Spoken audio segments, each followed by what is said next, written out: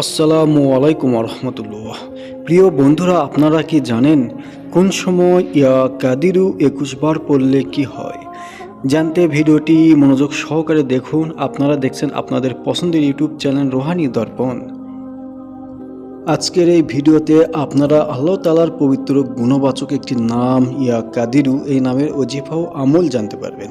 বর্তমান যুগে প্রতিটি মানুষের এই নামের ওজিফা প্রয়োজন। সওয়াবের নিয়তে ভিডিওতে একটি লাইক করে দিন বন্ধুরা। যদি আপনাদের কোনো পেরেশানি থাকে তা কমেন্ট বক্সে লিখে দিন, আমি তাদের জন্য আল্লাহর কাছে দোয়া করি।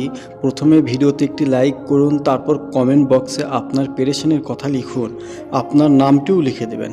নিজের নামে দোয়া করানোর জন্য অবশ্যই লিখবেন। আসুন বন্ধুরা, প্রথমে জেনে নেই ইয়া কাদিরু 100 বার পড়লে কি হয়। প্রথমে আপনি 3 বার দুরূদ শরীফ ইয়া কাদিরু 100 বার পড়ুন, শেষে আবার 3 বার দুরূদ শরীফ পাঠ করুন সাল্লাল্লাহু তাআলা আলাইহি ওয়াসাল্লাম। এই দুরূদ শরীফটি পড়লে ভালো ফায়দা পাওয়া যায়। যে ব্যক্তি এই ওজিফাটি লাগাতার 21 দিন পর্যন্ত করবে, এই ওজিফাটি যার জন্য করবে সেই ব্যক্তি তার জন্য পাগল হয়ে যাবে। সেই ব্যক্তির দিলে ভালোবাসা মহব্বত সৃষ্টি হবে বন্ধুরা। যদি আপনি কারো মনে ভালোবাসা মহব্বত সৃষ্টি করতে চান, তাহলে আপনি 100 বার ইয়া কাদিরু পড়ে যাকে আপনি বাধ্য করতে চান সে ব্যক্তির নাম নিন।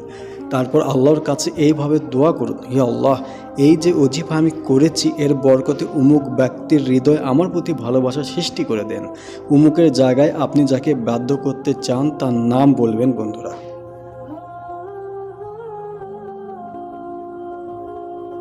যদি আপনি এইভাবে আমলটি করেন, ইনশাআল্লাহ সেই ব্যক্তি আপনার উপর ঢলে পড়বে। এইভাবে 21 দিন আমলটি করুন, এটি পরীক্ষিত ওজিফা ফর লাভ। ইয়া কাদিরু পড়ার আরেকটি আমল ও ফায়দা অবশ্যই জেনে নিন।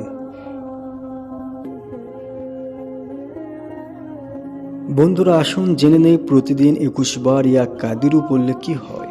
প্রথমে 3 বার দুরূদ শরীফ ইয়া কাদিরু 21 বার, শেষে আবার 3 বার দুরূদ শরীফ পড়ে যে ব্যক্তি এই ওজিফাটি প্রতিদিন করে নিজের বুকে ফু দেয়, তার শরীরের যত বড় রোগ থাকুক না কেন বন্ধুরা, মহান আল্লাহ তাআলা তাকে শেফা দান করবেন। সুবহানাল্লাহ।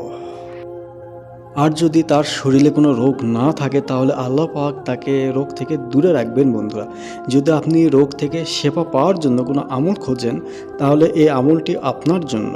21 বার পরে আপনার বুকে দম করুন অথবা রোগীর বুকে দম করে দিন, আপনি যদি কারো জন্য আমলটি করতে চান। যদি আপনি এই আমলটি করে 3 দিন কোনো রোগীর বুকে দম করেন, তাহলে আল্লাহর ইচ্ছায় ওই রোগী সুস্থ হয়ে যাবে। সুবহানাল্লাহ। জেনে নেই ইয়া কাদিরু 11 বার বললে কি হয়। যদি আপনি আগের নিয়মে ইয়া কাদিরু 11 বার পড়েন, যদি কোনো ব্যক্তি প্রতিদিন সকালে এই আমলটি করে, সেই সঙ্গে এই ওজিফাটি তার জীবনের আমল বানিয়ে নেয়, তাহলে সেই ব্যক্তির যাবতীয় পেরেশানি, দুঃখ, কষ্ট মহান আল্লাহ তাআলা দূর করে দেবেন। সুবহানাল্লাহ। সারাদিন তার কোনো পেরেশানি আসবে না। আপনি শুধু সকালে 11 বার ইয়া কাদিরু পাঠ করুন, আগে ও পরে 3 বার দুরূদ শরীফ পাঠ করুন।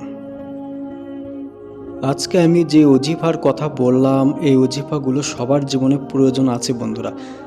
আমাদের সবাইকে মহান আল্লাহ তাআলা এই আমলগুলো করার তৌফিক দান করুন। এই ধরনের গুরুত্বপূর্ণ আমল পেতে আমাদের চ্যানেলের সঙ্গেই থাকুন বন্ধুরা।